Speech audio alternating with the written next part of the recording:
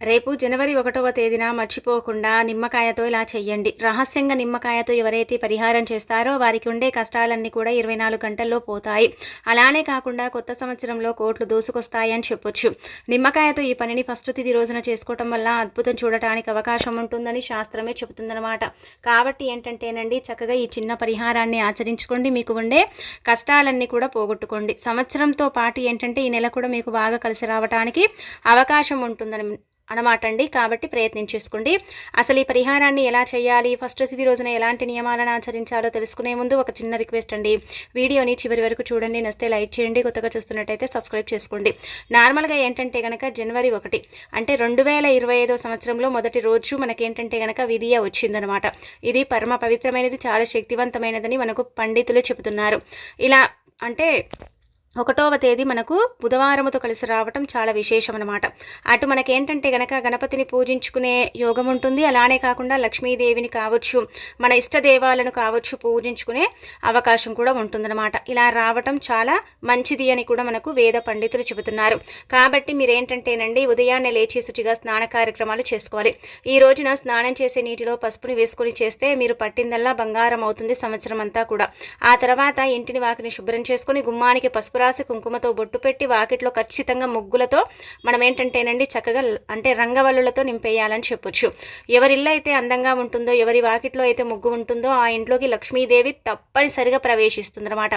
ఆ ఇంట్లో ఏంటంటే కనుక తిష్ట వేస్తుంది. కాబట్టి ఈ విధంగా ఆచరించండి.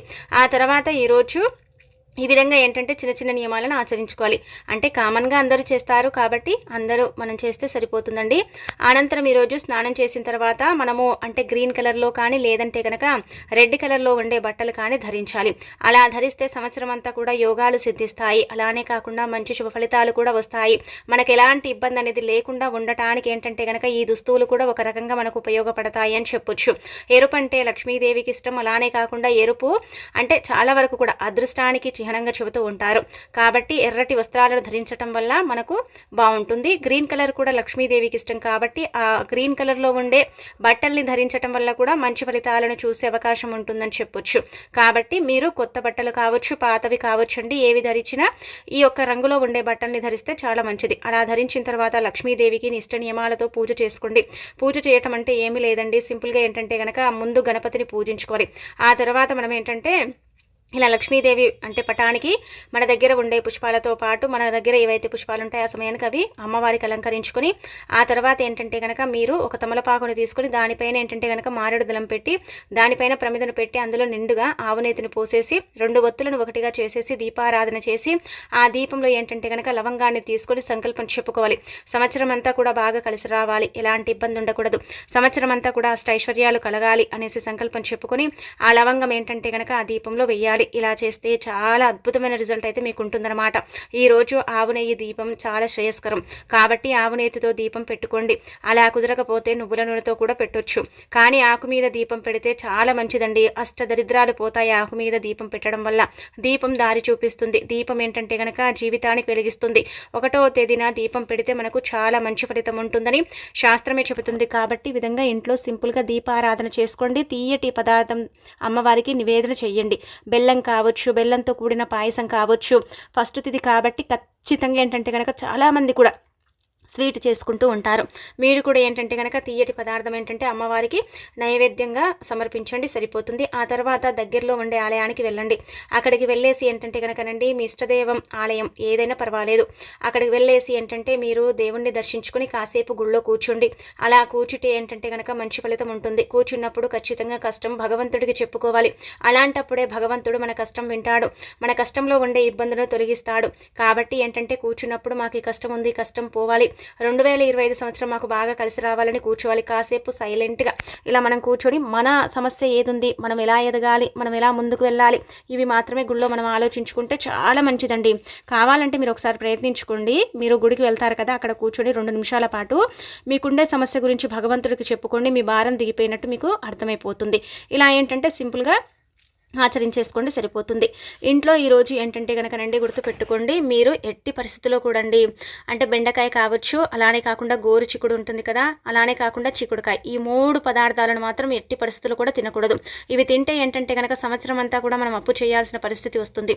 ఇవి తినటం వల్ల మనకు అప్పులు పెరుగుతాయి, అనేక రకాల కష్టాలు వస్తూ ఉంటాయి, గండాలను మనమే కొని తెచ్చుకున్న వారం అవుతాం. కాబట్టి ఈ పదార్థాలకు దూరంగా ఉంటే చాలా మంచిదని పురాణాలు చెబుతున్నాయి. ఈరోజు ఏంటంటే గనక ముల్లంగి, అలానే కాకుండా సొరకాయ ఉంటుంది కదా, వాటితో కూడిన ఆహార పదార్థాలు తింటే చాలా మంచిదన్నమాట.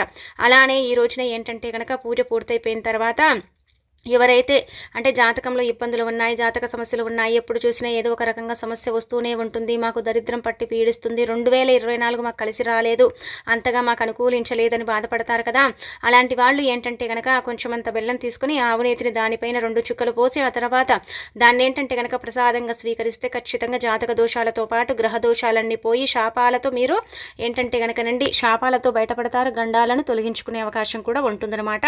కాబట్టి ఈ విధంగా ఈ చిన్న పరిహారం చేసేసుకోండి, ఇంకా మంచి ఫలితం ఉంటుంది. ఇలా ఇవి చిన్న చిన్న నియమాలండి, ఇవి చాలా మందికి తెలుసుంటాయి, కానీ కొంతమంది చెయ్యరు, కొంతమంది చేసుకుంటారు. మీ ఇష్టాన్ని బట్టి, మీ వీలుని బట్టి మీరు ఏంటంటే కనుక స్నాన కార్యక్రమాలు చేసుకుని, ఉతికిన బట్టల్ని ధరించుకుని, ఇంట్లో పూజ చేసుకుని దేవాలయానికి వెళ్ళండి, సరిపోతుంది. ఇలా ఏంటంటే కనుక ఈ నియమాలను ఆచరించాలి. ఫస్ట్ అంటే కొంతమందికి సెంటిమెంట్ ఉంటూ ఉంటుంది, మొదటి దారికి వచ్చిందంటే చాలండి, బాగా కలిసి రావాలి, నెలంతా కూడా యోగించాలి, నెలలో ఇబ్బందులు ఉండకూడదని గుళ్ళకు వెళ్ళేవారు కూడా ఉంటూ ఉంటారు, మనం కూడా వెళ్తూ ఉంటాం. కాకపోతే ఏంటంటే కనుక ఈ ఒక్క రోజు చేసే పనులు కావచ్చు, పరిహారాలు కావచ్చు, సంవత్సరం అంతా కూడా మనకు యోగిస్తాయి కదా. కాబట్టి ఏది చేసినా నిష్ట నియమాలతో చేసుకుంటే చాలా అద్భుతమైన ఫలితాన్ని అయితే మనం చూసే అవకాశం ఉంటుందన్నమాట. అందుకే ప్రయత్నించుకోండి. ఇక ఆ తర్వాత ఈ రోజున ఏంటంటే కనుక సాయంత్రం సంధ్యా సమయం చాలా చాలా అంటే ఇంపార్టెంట్ అని చెప్పొచ్చు, అంటే చాలా అద్భుతమైన సమయం అని చెప్పొచ్చు.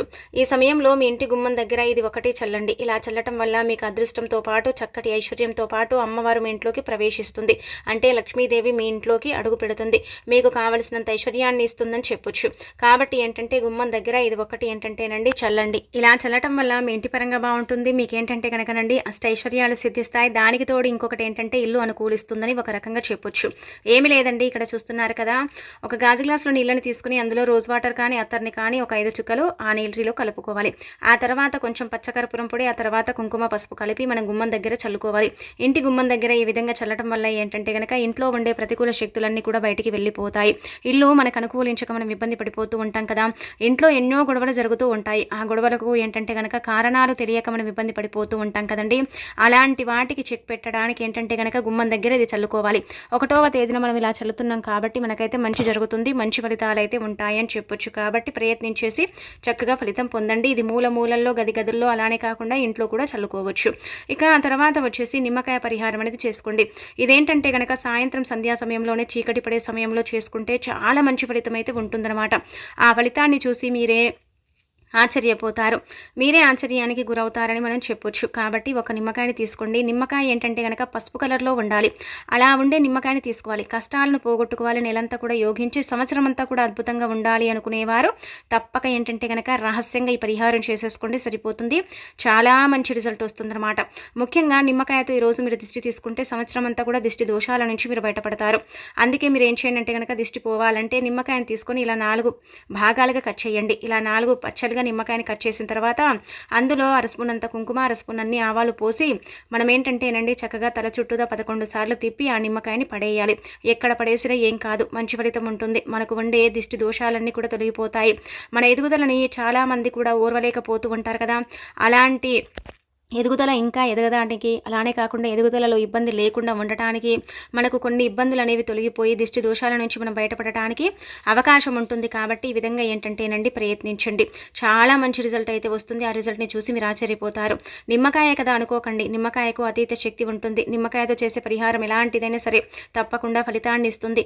దానికి తోడు ఇంకొకటి ఏంటంటే మనకు మంచి జరిగేలాగా చేస్తుందని చెప్పొచ్చు. ముఖ్యంగా మీకు ఉండే దిష్టి దోషాలు తొలగాలంటే ఈ పరిహారం జనవరి 1వ తేదీ తిదియ నాడు సాయంత్రం చీకటి పడ్డ తర్వాత చేసుకోవాలి. అంతే, ఈజీ పరిహారం, చాలా చక్కగా ఉంటుందని చెప్పొచ్చు. తప్పక ప్రయత్నించుకోండి. ఇక ఆ తర్వాత మనం చెప్పాం కదండి, కష్టాల గురించి మనం చాలా వరకు కూడా అంటే బాధపడిపోతూ ఉంటాం, సతమతమైపోతూ ఉంటాం, ఏం చేయాలో అర్థం కాదు, అసలు ఎందుకు మన కష్టాలు వస్తాయో కూడా కొన్నిసార్లు తెలియక కొన్ని సిచ్యువేషన్స్లో ఏంటంటే చాలా బాధపడిపోతూ ఉంటాం కదా. అలాంటి వాళ్ళు ఏంటంటే కనుక ఇప్పుడు చెప్పే ఈ నిమ్మకాయ పరిహారం చేసేసుకోండి, సరిపోతుంది. ఏమీ లేదండి, నిమ్మకాయ అనేది నార్మల్గా ఏంటంటే కనుక శక్తి అధికంగా ఉంటుంది. నిమ్మకాయకు ఉండే శక్తి అంతా ఇంత కాదండి. నిమ్మకాయతో ఏదైనా చేస్తే ఇంకా రాదని మనము ఏంటంటే కనుక ఎప్పుడు అనుకోకూడదు, వస్తుందని మనం ఫిక్స్ అయిపోవాలన్నమాట. అంత చక్కగా నిమ్మకాయ పరిహారం అనేది ఉపయోగపడుతుంది. నిమ్మకాయ ఏంటంటే కనుక చెడుని తీసేయడానికి, మంచిని తెచ్చిపెట్టడానికి, చెడుని గ్రహించుకోవటానికి, కష్టాన్ని దూరం చేయడానికి, కొన్ని రకాల సమస్యల్ని తొలగించుకోవటానికి నిమ్మకాయ అనేది ఉపయోగపడుతుంది. కానీ ఎప్పుడు కూడా ఏంటంటే పరిహారానికి మాత్రం పండిన నిమ్మకాయనే వాడాలి. మిగతా నిమ్మకాయలు వాడితే పెద్దగా ఫలితాలు ఉండవన్నమాట. పచ్చి నిమ్మకాయలు ఇలా కొంచెం గట్టిగా ఉంటాయి కదా, అలాంటి నిమ్మకాయలను మనం వాడకూడదు. కొంచెం పండి మెత్తగా ఉంటుంది కదండి, అలాంటి నిమ్మకాయలు ఏంటంటే పరిహారానికి పర్ఫెక్ట్గా పనిచేస్తాయి. పరిహారానికి ఏంటంటే కనుక ఇవి మనకు చక్కగా ఉపయోగపడతాయని చెప్పొచ్చు. అందుకే ఈరోజు మీరు చీకటి పడ్డ తర్వాత ఎవరికి చెప్పుకోకుండా మీరేంటంటే కనుక మీ కష్టం పోవాలి, మీ బాధ పోవాలి, మీకు బాగా కలిసి రావాలి. కొంతమంది మనం చూస్తూ ఉంటాం కదండి, ఎప్పుడు చూసినా కానీ కష్టాల కోబిలో పడిపోయి కష్టాలను అనుభవిస్తూ ఉంటారు. వారికి ఏంటంటే కనుక పిల్లల పరంగా కావచ్చు, ఇంటి పరంగా కావచ్చు, అలానే వారు చేసే వృత్తి ఉద్యోగాల్లో కూడా చక్కగా అంటే రాణించక అందులో కలిసి రాక కూడా ఇబ్బంది పడిపోతూ ఉంటారు. కొన్నిసార్లు ఒకరే కూర్చొని ఏడుస్తూ ఉంటారు. కష్టాలు అధికంగా ఉన్నప్పుడు అంతే కదండి, ఎవరికి చెప్పుకోలేము.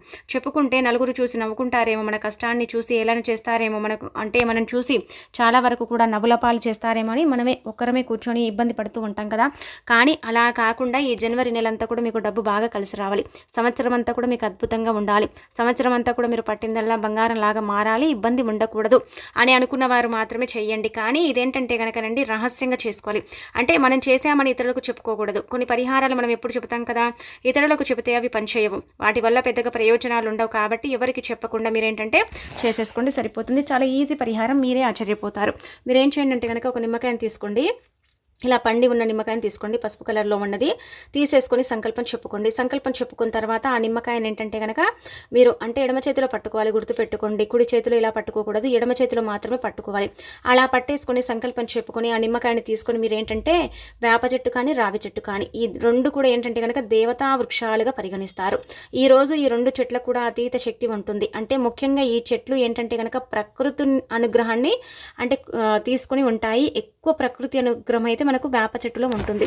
ఇది వేప చెట్టు దేవతా వృక్షంగానే పరిగణిస్తారు. రావి చెట్టు కూడా ఏంటంటే కనుక దేవతా వృక్షంగానే పరిగణిస్తారు. కాకపోతే ఏంటంటే కనుక వేప చెట్టులో అతీత శక్తి ఉంటుంది. అందులో ఏంటంటే కనుక ప్రకృతి యొక్క అనుగ్రహం నిండుకొని ఉంటుంది. అలానే కాకుండా ఏంటంటే కనుక వేప చెట్టు దేవతా వృక్షం అంటే కనుక వేప చెట్ల దగ్గర మనం గుళ్ళు చూస్తాము, వేప చెట్టుని మనం పూజిస్తాము, వేప చెట్టుని ఏంటంటే కనుక ఆరాధిస్తూ ఉంటాము.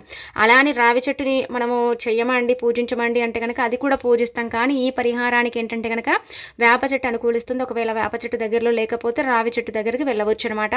ఈ రెండు చెట్లలో ఏదైనా ఏం కాదండి, ఫలితం ఉంటుంది, ఉండదని కాదు. కాకపోతే ఏంటంటే మనం చేసే పరిహారం నమ్మకంగా చేసుకోవాలి. ఇలా నిమ్మకాయని తీసుకొని మనం వెళ్ళి అక్కడికి ఏంటంటే కనుక తల చుట్టుదా 11 సార్లు తిప్పండి. సేమ్ అండి 11 సార్లు తిప్పాలి. తిప్పిన తర్వాత ఎడమ కాలి దగ్గర ఏంటంటే కనుక మడిమ ఉంటుంది కదండి, ఎడమ కాలి కింద పెట్టేసి ఆ నిమ్మకాయని తొక్కాలన్నమాట. అలా తొక్కటం వల్ల ఏం జరుగుతుందో తెలుసా, మనకు ఉండే కొన్ని రకాల కష్టాలు పోతాయి. 24 గంటల్లోనే కొన్ని కష్టాలకు ఏంటంటే కనుక పొడి స్టాప్ పడిపోతుంది. నెలంతా కూడా చక్కగా యోగించి సంవత్సరం అంతా కూడా మీరు పట్టిందల్లా బంగారలాగా మారటానికి కూడా అవకాశం ఉంటుంది. చూడండి, ఒక చిన్న నిమ్మకాయ మనకు ఎంతలా ఉపయోగపడుతుంది, ఎంతలా ఫలితాన్ని తెచ్చిపెడుతుంది. అలానే కాకుండా మన సమస్యతో పాటు మనకుండే ఇబ్బందిని ఎలా తీసేస్తుంది అనేది మీరే ఆశ్చర్యపోతారు. ఇది పిల్లల నుంచి పెద్దవారి వరకు ఎవరైనా చేయొచ్చు, ఎవ్వరు చేసిన ఫలితం ఉంటుంది. కానీ కొంచెం చీకటి పడే సమయం అనమాట. మరీ అంటే చీకటి అంటే కనుక 6 గంటల సమయం, 5 గంటల 45 నిమిషాలు దాటిపోయిన తర్వాత ఈ పరిహారాన్ని చేసుకోవటం వల్ల అయితే మంచి ఫలితం అయితే ఉంటుందండి, ఉండదని కాదు. ఆ ఫలితాన్ని మనం చూస్తాం, ఆశ్చర్యపోతాం. అసలు ఆ పరిహారం అనేది మనకు ఎంతలా పనిచేస్తుంది, ఎంతలా ఫలితాన్ని ఇస్తుందని మీరే ఏంటంటే కనుక షాక్ అవుతారని చెప్పొచ్చు. ఒక రకంగా జనవరి 1 చాలా అద్భుతమైన తిథి కాబట్టి ఈ రోజున చేసే పరిహారం కావచ్చు, పని కావచ్చు, సంవత్సరం అంతా కూడా మనకు అంటే యోగించి మంచి ఫలితాలను తెస్తుంది. కాబట్టి ఏది చేసినా కానీ 1-2 సార్లు ఆలోచించుకొని చెయ్యండి. కానీ నిమ్మకాయ పరిహారం మీరు ఏం ఆలోచించకుండా చేసినా సరిపోతుందన్నమాట. ఏం చేయాలండి, మనకు కష్టాలు ఉండకూడదు, సంకల్పం గట్టిదై ఉండాలి, బాగా సంకల్పం చెప్పుకోవాలి. అలానే కాకుండా పరిహారం చేస్తున్నామంటే చేస్తున్నాంలే అన్నట్టుగా కాకుండా చేస్తున్నాం కదా ఖచ్చితంగా ఫలితం వస్తుంది అన్నట్టుగా మనం చేసుకుంటే మనకు 99% ఫలితం వస్తుంది. 1% ఎందుకు రాదండి అంటే కనుక అది మన గ్రహాలపై కూడా ఆధారపడి ఉంటుంది. కాబట్టి 1% అనేది ఫలితం రాకపోవచ్చు, కాకపోతే 99% మనకు ఫలితం ఉంటుంది. ఆ ఫలితాన్ని మనం చూస్తాం, ఆశ్చర్యపోతాం, దైవానుగ్రహం పుష్కలంగా కలుగుతుంది, ఎలాంటి ఇబ్బంది అనేది ఉండదు. అలానే ఆటంకాలు అలానే కాకుండా కొన్ని రకాల సమస్యలు కూడా పోవటానికి అవకాశం అనేది ఉంటుంది. కష్టం లేకుండా చక్కగా ఉండటానికి 2020 2025వ సంవత్సరం అంతా కూడా మనకు బాగా కలిసి రావడానికి, అలానే కాకుండా మనం దూసుకు వెళ్ళటానికి, ప్రతి పనిలో కూడా సక్సెస్ని సాధించడానికి, విజయం పొందటానికి ఈ పరిహారం అయితే మీకు చక్కగా యోగిస్తుంది. కాబట్టి ఈ రోజున మర్చిపోకుండా గుర్తుపెట్టుకోండి, ఈ పరిహారం అయితే నిమ్మకాయది చేసేసుకోండి. మంచి ఫలితాన్ని పొందండి, తిరుగుండదు.